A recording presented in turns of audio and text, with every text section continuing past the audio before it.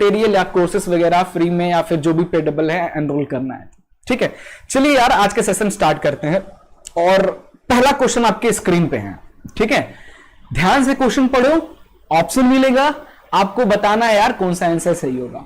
Comment करके मेरे को जल्द से जल्द आपको बताना है। ठीक है, मेरे आंसर बताने से पहले आपका आंसर कमेंट में आ जाना चाहिए। साथ में प्रैक्टिस करोगे तो यार अच्छी प्रैक्टिस होती जाएगी। ठीक है, और आपको फिर एक्स्ट्रा और कुछ पढ़ने की जरूरत ही नहीं पड़ेगी। ठीक है, सो पहला क्वेश्चन है कि what is the name of metal which exist in liquid state at room temperature. Option देने से पहले आई होप कुछ बच्चों ने इसका आंसर दे दिया होगा। ऑप्शन है आपके पास सोडियम, पोटेशियम, मर्क्यूरी या ब्रोमीन। ऐसा कौन सा मेटल, ये सारे के सारे क्या है, वो मेटल है क्या ठीक है, ऐसा कौन सा मेटल है इसमें जो रूम टेम्परेचर पे लिक्विड स्टेट में रहता है। आपको पता होगा, दैट इज व्हाट, क्या आंसर है, yes the answer is mercury. I hope ये क्वेश्चन तो कर ही लिए होगे, बहुत आसान क्वेश्चन था। नाउ मूव ऑन करते हैं यार नेक्स्ट क्वेश्चन में। इस क्वेश्चन को ध्यान से देखो, क्या कह रहा है, when the liquid is spoon rapidly the denser particle are forced to the bottom and the lighter particle stay at the top. This principle is used in, option दे रहा हूं तो शायद आपको क्वेश्चन बन जाए। ऑप्शन है आपके पास सेंट्रीफ्यूगेशन, फ्रैक्शनल डिस्टिलेशन, इवापोरेशन या टनलिंग। सॉरी, एक्चुअली पूछ क्या रहा, देखो यार कह रहा है कि एक ये जैसे हमारा कोई बॉक्स है, इसमें कोई रखा हुआ, स्पून से आप इसको स्टीयर करो कस के अच्छी तरीके से, तो जो भी लाइटर पार्टिकल है वो ऊपर आता है। आप स्टीयर कर रहे हो, नहीं गोल गोल इस तरीके से रोटेट कर रहे हो, तो जो लाइटर पार्टिकल है उस पर क्या होता है, कौन सा फोर्स लगता है, सेंट्रीफ्यूगेशन फोर्स, जिसकी वजह से वो साइड में चला जाता है। फिर आप रोटेट करना कम करते हो तो लाइट पार्टिकल है वो ऊपर आ जाता है। इस प्रोसेस को अपन क्या कहते हैं, क्या हो जाएगा answer, the answer is centrifugation. Clear है, चलिए नेक्स्ट क्वेश्चन पे मूव अप करते हैं। अगला क्वेश्चन ध्यान से देखो कि what is the name of non metal which exist in liquid state at room temperature. इसमें से कौन सा ऐसा नॉन मेटल है जो रूम टेम्परेचर पे लिक्विड स्टेट में एग्जिस्ट करता है। यार जनरली बहुत आई थिंक मेरे को लग रहा है कुछ तो गड़बड़ है क्वेश्चन में कुछ तो गड़बड़ है। ये क्वेश्चन को अपन तो हटा ही देते हैं तो सही है, क्योंकि क्या है, what is the name of non metal which maximum जितने नॉन मेटल होते हैं वो लिक्विड स्टेट या गैस स्टेट में रहते हैं, है ना। ये चीज तो पता ही होगा आपको। ओके ओके, अपन ने गलत बोल दिया, क्वेश्चन सही है। मैक्सिमम जितने नॉन मेटल होते हैं या तो वो सॉलिड या तो वो गैस स्टेट में होते हैं। ठीक है, कुछ ही ऐसे नॉन मेटल है जो लिक्विड स्टेट में रहते हैं, वही आपको बताना है। ऑप्शन है सोडियम, पोटेशियम, मर्क्यूरी या ब्रोमीन। यार कुछ में तो कुछ मेटल दिख रहे हैं, तो यहां पे आंसर आपका जो है वो सही हो जाएगा ब्रोमीन। ठीक है, चलिए आगे चलते हैं। नेक्स्ट क्वेश्चन है, which of the following element is not a metalloid. इनमें से बोरोन, सिलिकॉन, जर्मेनियम और टंगस्टन, इनमें से कौन सा एलिमेंट, ज्यादातर तो ये एलिमेंट ही है, तो इनमें से ऐसा कौन सा एलिमेंट जो मेटोलॉइड्स नहीं है। पहले बच्चा लोग ये बताओ मेटोलॉइड क्या होता है, पढ़ाया था ना। मेटोलॉइड क्या होता है, ऐसा एलिमेंट जो मेटल और नॉन मेटल दोनों की तरह बिहेव करता है। बोरोन की बात करें यहां पे, तो बोरोन हमारा मेटल, सिलिकॉन हमारा क्या है, बोरोन क्या है हमारा, मेटोलॉइड है। सिलिकॉन भी मेटोलॉइड है। Germanium is also metalloid. यहां पे एक ही आंसर ऑप्शन है, दैट इज टंगस्टन। यही हमारा मेटोलॉइड नहीं है, दैट इज मेटल। ठीक है, चलो मूव ऑन करते हैं नेक्स्ट क्वेश्चन पे। अगला क्वेश्चन स्क्रीन पे आपके कि if we put camphor in a open container, its amount keep on decreasing due to phenomenon of evaporation, precipitation, condensation और सब्लिमेशन। जैसे मैंने पढ़ाया था आपको, क्या बताया था कि कपूर ले लो, कैम्फर हो, ये कपूर का जो टुकड़ा है ले लो, आप उसको प्लेट में रख लो, कहीं थोड़ी देर रख दो, देखते रहो, कैमरा लगा के देखो, कुछ घंटे बाद देखोगे उसका साइज छोटा होने लगता होगा। तो यार अगर आप आइस रखोगे तो आइस क्या होगा, मेल्ट होगा, तो पानी दिखेगा ना आपको। बट ये कैम्फर मेल्ट तो हो रहा है, छोटा हो रहा है, यानी मेल्ट हो रहा है ना। मेल्ट नहीं कह सकते अपन, तो ये मतलब इनडायरेक्टली समझो कि मेल्ट हो रहा है, तो फिर उसका वाटर कहां है, वाटर तो दिख ही नहीं रहा। एक्चुअली क्या हो रहा है वहां पे, जो कैम्फर है सॉलिड स्टेट में, वो डायरेक्टली कन्वर्ट हो जा रहा है गैस स्टेट में विदाउट कन्वर्टिंग लिक्विड। और ऐसे प्रोसेस को जो सॉलिड से डायरेक्ट गैस में चला जाए उसे अपन कहते हैं, दैट इज क्या हो जाएगा, सब्लिमेशन। क्लियर है? तो सब्लिमेशन प्रोसेस कहलाएगा। चलिए मूव ऑन करते हैं नेक्स्ट क्वेश्चन पे। क्या कह रहा है भाई, क्या कह रहा है, हेट्रोजिनस। जानते हो बहुत सारे क्वेश्चन आपके पेडिबल कंटेंट मैंने टर्म 1 के according chapter wise 50 question, MCQ, assertion reasoning, case study, 50 question की मैंने पूरी एक बुकलेट अपलोड किया है अपनी वेबसाइट पे। चाहो तो जाके आप परचेस कर सकते हो, बहुत ही मिनिमल कॉस्ट है यार, बहुत ही मिनिमल कॉस्ट है। या फिर अगर वो सारे जो कंटेंट है फ्री में चाहिए तो डिस्क्रिप्शन में लिंक लो भाई, क्विज को पास करो। अगर आप पास हो जाते हो देन आपके मन चाह इन द सेंस मुझे पता चल जाएगा, हमारी टीम को पता चल जाएगा कि आपको क्या जरूरत है, उसके अकॉर्डिंग आपको चीजें भी मिल जाएगी। डोंट वरी, ठीक है। चलो अभी तो क्वेश्चन पे मूव ऑन करते हैं। क्या कह रहा है क्वेश्चन?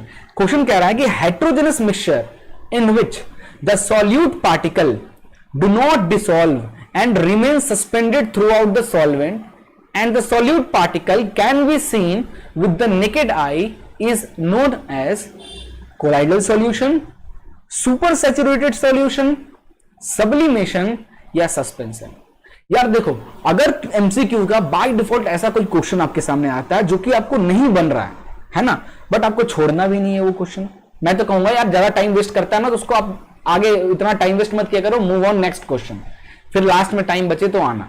यही एक्चुअली में किया जाता है, तरीका यही होता है एमसीक्यू क्वेश्चंस को अटेंड करने का, ठीक है। बट मान लो जब आप अटेंड करने आए तो एक मेथड होता है एमसीक्यू सॉल्व करने का, उसे हम लोग कहते हैं कैंसिलेशन मेथड। कैंसिलेशन मेथड, इस मेथड में क्या करते हैं, हम ऑप्शंस को कैंसिल स्टार्ट करते हैं, कैंसिल करना। तो यार इस क्वेश्चन के अकॉर्डिंग से हमारा जो ये सब्लिमेशन ऑप्शन है ये तो पॉसिबल ही नहीं है, तो इसको तो पहले ही कैंसिल कर दो। अब आपके पास बचा 3 ऑप्शन, थोड़ी सी शांति हो गई कैंसिलेशन मेथड से यार, थोड़ी सी आपको क्या हुई कि चलो अब पहले 4 ऑप्शन था अब 3 ही ऑप्शन है। अब फिर से एक बार क्वेश्चन रिपीट करो कि हेट्रोजेनस मिक्सचर, हेट्रोजेनस मिक्सचर क्या होता है, जो मिक्सचर के कंपोनेंट है ये यूनिफॉर्मली मिक्स नहीं होते हैं, which is solute particle do not dissolve, अच्छे से डिसॉल्व नहीं है, and remain suspended through out the solvent में अलग अलग है, and solute particle can be seen, और नेकेड आई से हम उसे देख भी पा रहे हैं, ठीक है।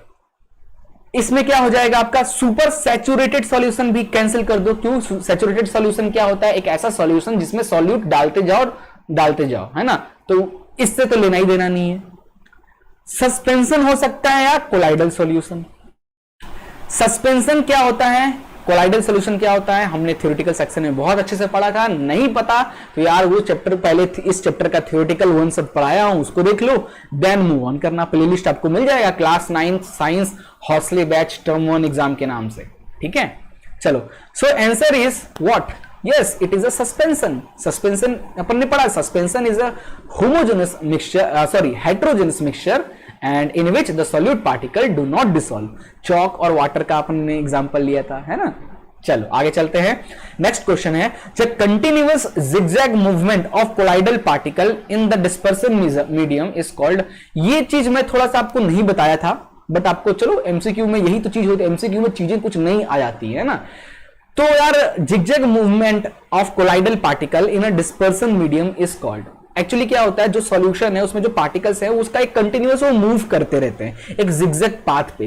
उन जिगजैग पाथ का जो मोशन है उस मोशन को क्या कहते हैं यही पूछ रहा है। और ये कुछ ऑप्शन है, डिस्पर्सन, टिंडल इफेक्ट, तो भाई कैंसिलेशन मेथड यूज करो, नहीं पता तो टिंडल इफेक्ट तो कोई लेना ही देना नहीं है। डिस्पर्सन ये क्या है, डिस्पर्सन तो कोई लेना देना। ऑक्सीलेशन हो सकता है भाई, ऑक्सीलेशन मूवमेंट, ऐसे ऑक्सीलेशन मूवमेंट क्या, टू एंड फ्रो मोशन है ना। ऐसा तो होता नहीं है कि पार्टिकल जाए फिर आए फिर जाए, पेंडुलम की तरफ पार्टिकल तो करता ही नहीं, तो ये भी ऑप्शन कैंसिल, बच गया एक ही option, that is Brownian movement. तो आप कैंसिलेशन मेथड से भी बड़ी आसानी से आंसर को आप ढूंढ पाओगे, ठीक है। चलिए मूव ऑन करते हैं नेक्स्ट क्वेश्चन पे। अगला क्वेश्चन है, अ pure substance which is made up of only one kind of, ठीक है, मैं थोड़ा कलर चेंज कर लेता हूं पेन का, है ना, तब दिखेगा आपको। क्या कह रहा है कि एक ऐसा pure substance which is made up of only one kind of atom, one kind of atom से बना हो, and cannot be broken into two or more simpler substance by the physical or chemical, ना physical process से टूटे ना chemical process से टूटे, ऐसा substance है ना जो एक ही टाइप के एटम से बना हुआ है। ऑप्शन है कोई, वो क्या कंपाउंड है, तो कंपाउंड तो यार यही सीधे कैंसिल कर देना, ये ऑप्शन में लाता हूं के सामने। कैंसिलेशन मेथड लगाओ, कंपाउंड तो होगा ही नहीं, कंपाउंड पता है दो अलग अलग एलिमेंट से मिलकर बनता है। मॉलिक्यूल, मॉलिक्यूल क्या, हाइड्रोजन और हाइड्रोजन मिलके H2 बनते हैं, that is molecule, this is element. तो ये भी तो दो अलग अलग उससे मिलके है ना, तो दैट इज ऑल्सो मॉलिक्यूल, ये भी कैंसल, मिक्सचर तो होगा ही नहीं।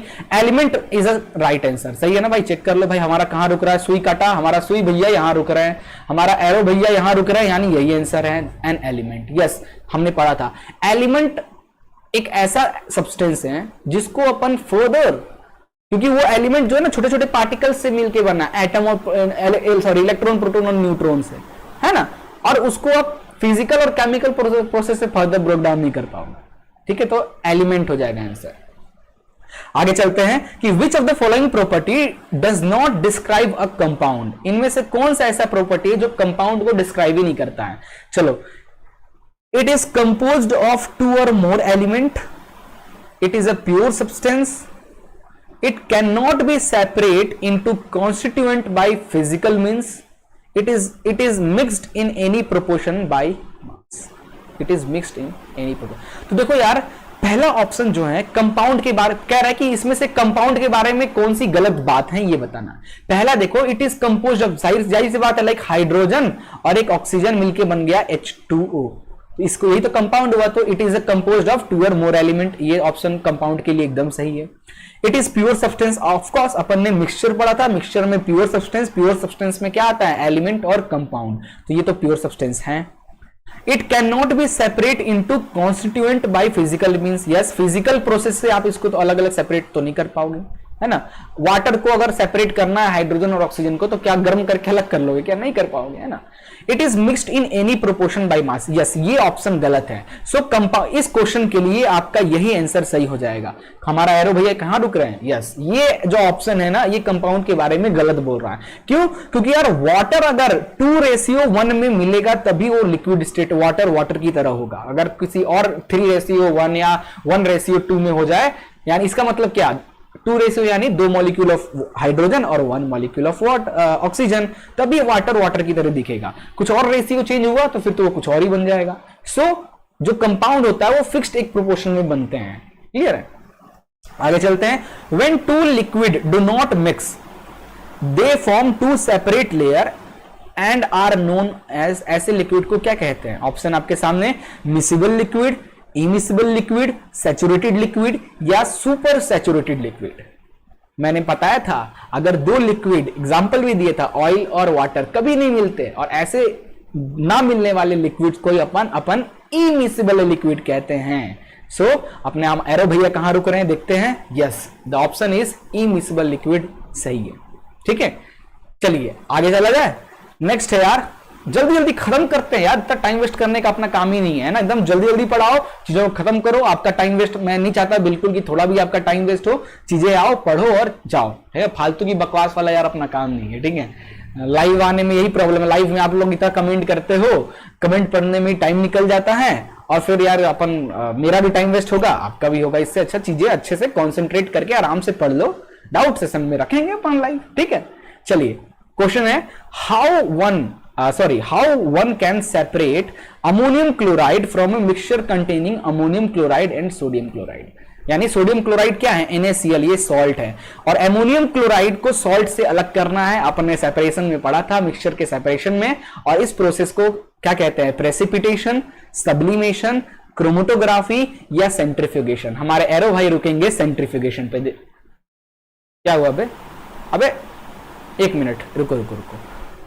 How one can separate ammonium chloride from a mixture of containing, अच्छा हाँ, कैम्फर है ना, एल्यूमिनियम क्लोराइड को सॉल्ट से अलग करना था। अपन ने देखा था सब्लिमेशन प्रोसेस में, क्या बीकर में रख दिया था दोनों मिक्स करके, फिर वो जब हीट किया तो हमारा जो अमोनियम क्लोराइड है direct convert solid into gas, ऊपर जाके ठंडा हुआ तो फिर ऊपर बीकर में जम गया था, है ना, तो सब्लिमेशन। ओहो, एरो भैया सही है, मैं ही गलत है, ठीक है भाई। एरो भैया से पंगा नहीं लूंगा आज की बात, एरो भैया ही सही है, अपन तो यार गलत हो सकते हैं, एरो भैया गलत नहीं हो सकता है ना।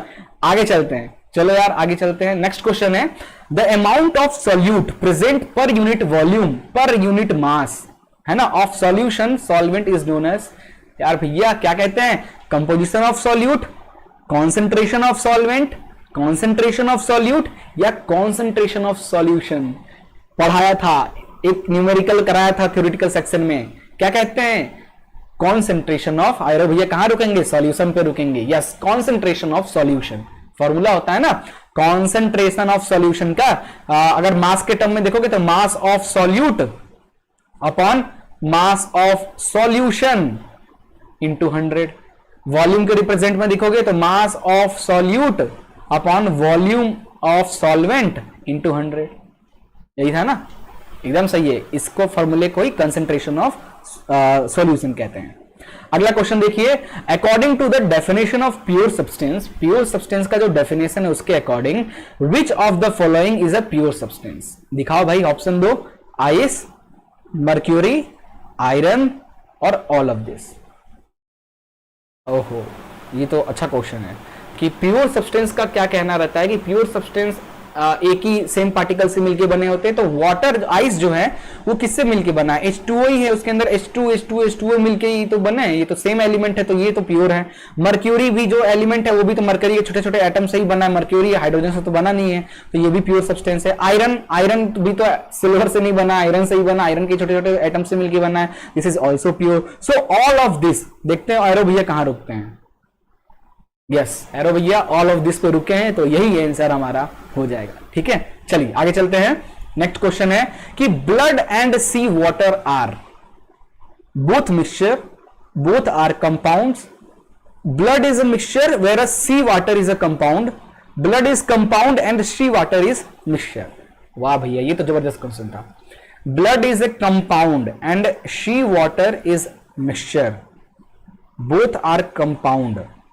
कंपाउंड नहीं कह सकते क्योंकि ये काफी सारे उससे मिलके बने हैं, है ना, और ब्लड प्योर नहीं होता तो कंपाउंड नहीं है। Water is, sea water is also not pure, that is also not compound, mixture भी नहीं हो सकता, है ना। Blood is mixture of many other type of हो सकता है, where sea water is compound, ये गड़बड़ हो जाएगा। ब्लड इज कंपाउंड एंड कहां एरो भैया कहां रुका है हमारे, देखा जाए जरा, ओ mixture, both mixture, okay okay. Blood जो है किससे किससे मिलके बनता है, लिपिड है उसके, लिपिड कह रहे हैं, ब्लड हो गया, red blood cell, white blood cell, plastids. हाँ यार, कह सकते हैं कि ब्लड तो मिक्सचर है। सी वाटर के अंदर सॉल्ट होगा, वाटर होगा, ऑफ कोर्स एकदम सही है भाई, एरो भैया एकदम सही जगह पर रुके हैं, both mixture is the right answer. वाह भाई, अपन गलत हो जा रहा है बट सही, एरो भैया सही है, नहीं सच में सही है। एक्सप्लेनेशन भी मैंने बताया why blood and sea water is mixture, है ना, एरो भैया सही है, अपन गलत था। चलिए आगे चलते हैं, होता है यार मिस्टेक। चलिए अगला है, which of the following are physical changes. Physical changes इसमें से melting of iron, iron metal का मेल्ट होना फिजिकल प्रोसेस, आयरन का रस्टिंग होना ये तो केमिकल प्रोसेस है भाई, रस्टिंग यानी केमिकल प्रोसेस। आयरन का बैंड हो जाना that is also a physical process. Drawing a wire, wire को ड्रॉ करके मतलब छोटे उसमें वायर में कन्वर्ट कर देना, मेटल को ड्रॉ करके, that is also physical change. तो इसमें से कौन सा ऑप्शन हो जाएगा, जल्दी से बताओ।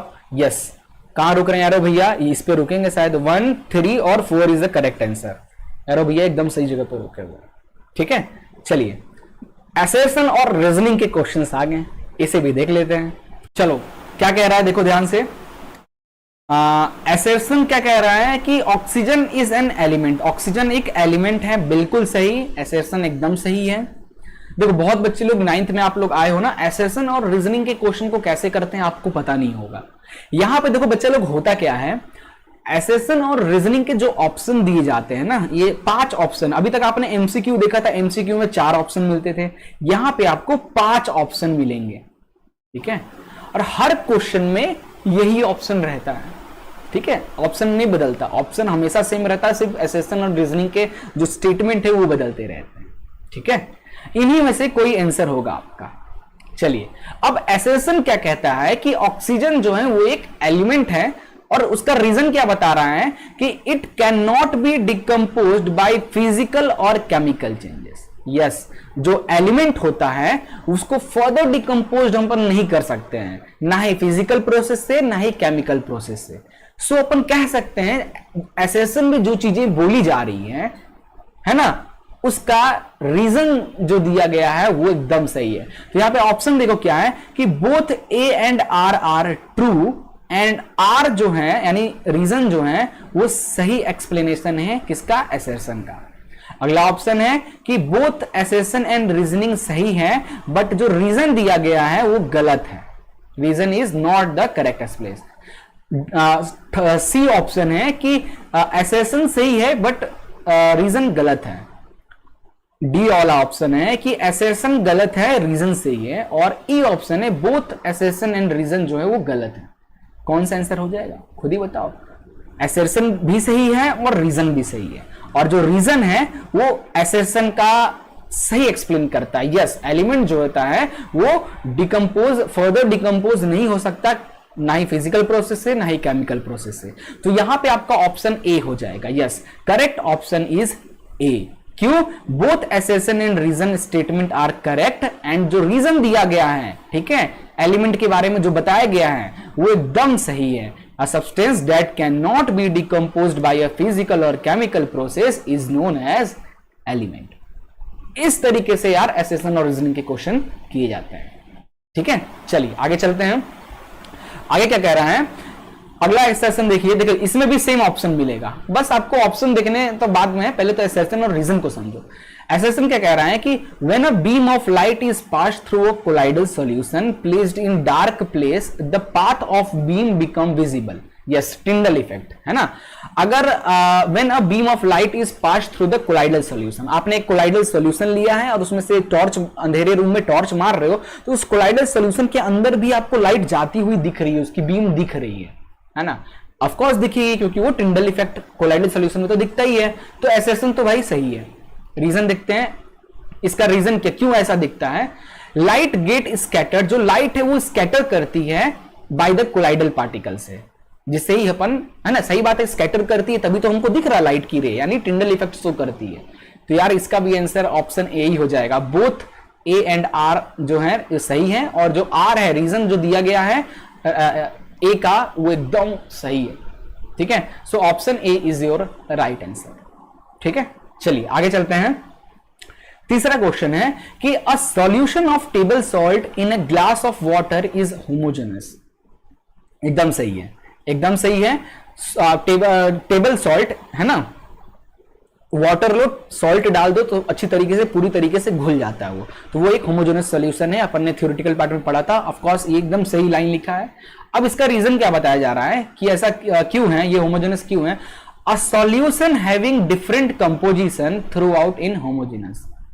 ये तो गलत है यार। होमोजेनस सॉल्यूशन में जो कंपोजिशंस होते हैं सॉल्ट, और इसमें तो सॉल्ट और वाटर है, उनका इक्वली यूनिफॉर्मली डिस्ट्रीब्यूट होते हैं। यहां पर लिख रहा है कि डिफरेंट कंपोजिशन होते हैं, इसका मतलब क्या है, गलत रीजन है। तो कौन सा ऑप्शन सही हो जाएगा यहां पे, कौन सा ऑप्शन सही हो जाएगा बताओ जल्दी से। A is true but R is false, यही आंसर हो। देखते हैं भैया हमारा आंसर क्या आता है। Answer C, assertion A is true but reason R is false, एकदम सही है। ठीक है, और इसका रीजन भी दिया गया है, a solution having same composition through out, है ना। चलो आगे चलते हैं। क्वेश्चन नंबर 4 है भाई, क्या कह रहे हैं कि in sublimation, okay, in sublimation a substance changes directly from solid to vapor without passing through liquid state and vice versa। एकदम सही है। अपन ने अभी कुछ देर पहले एमसीक्यू में देखा था, सब्लिमेशन प्रोसेस क्या होता है कि जो सॉलिड है वो डायरेक्ट गैस में कन्वर्ट हो जाना, यानी वेपर में कन्वर्ट हो जाना, एकदम सही है। अब इसका रीजन है कि distillation involve two processes, vaporisation. भैया इसका इससे क्या लेना देना, वो सब्लिमेशन और इधर डिस्टिलेशन क्या लेना देना है, तो क्या कहोगे। ऑप्शन ए तो सही है, और जो आर है डिस्टिलेशन, अब देखो आर को देखो, डिस्टिलेशन इन्वॉल्व, डिस्टिलेशन में दो प्रोसेस होता है, वेपोराइजेशन और कंडेंसेशन। आर भी सही है, ए भी सही है और आर भी सही है, बट आर जो है वो क्या है, करेक्ट एक्सप्लेनेशन नहीं है ए का।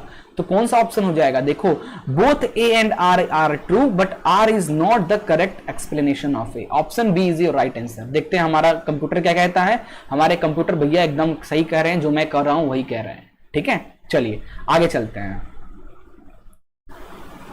लास्ट क्वेश्चन है, इसके साथ हमारा आज का सेशन भी खत्म हो जाएगा। आई होप आप ये सेशन काफी इंजॉय किए होंगे, आपके काम की चीजें इस सेशन में मिला होगा।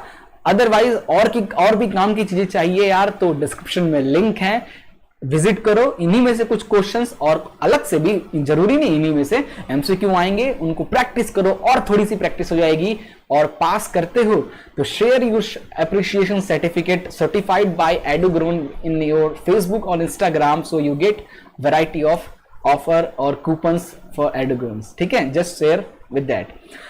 नाउ क्या कह रहा है क्वेश्चन कि true solution exhibits Tyndall effect. जो ट्रू सॉल्यूशन होता है वो टिंडल इफेक्ट शो करता है, और रीजन बता रहा है इसका, particle are very large in size. Particle जो है बहुत बड़ा है यार।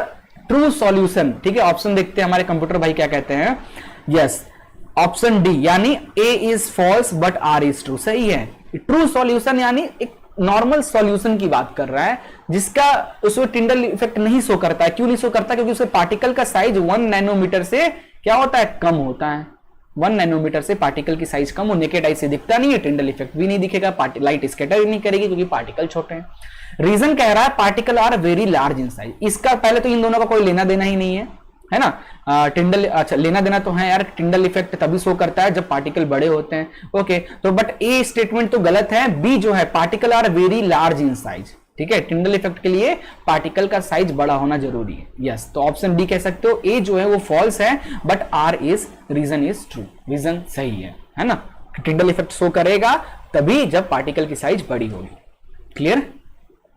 सो यार आई होप आपको ये सेशन कंप्लीट आपको क्लियर हो गया होगा, है ना। सारे क्वेश्चन अपन ने, जितने भी क्वेश्चन हो सकते थे अपन ने यहां पे डिस्कस कर लिया है। ठीक है,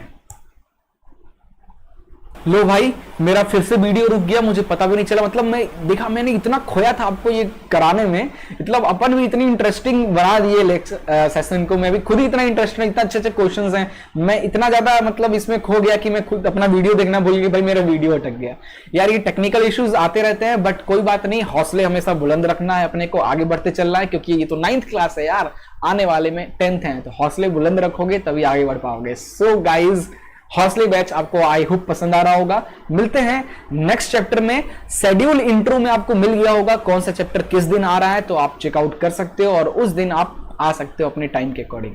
मिलते हैं नेक्स्ट वीडियो में, तब तक के लिए गुड बाय एंड जय हिंद।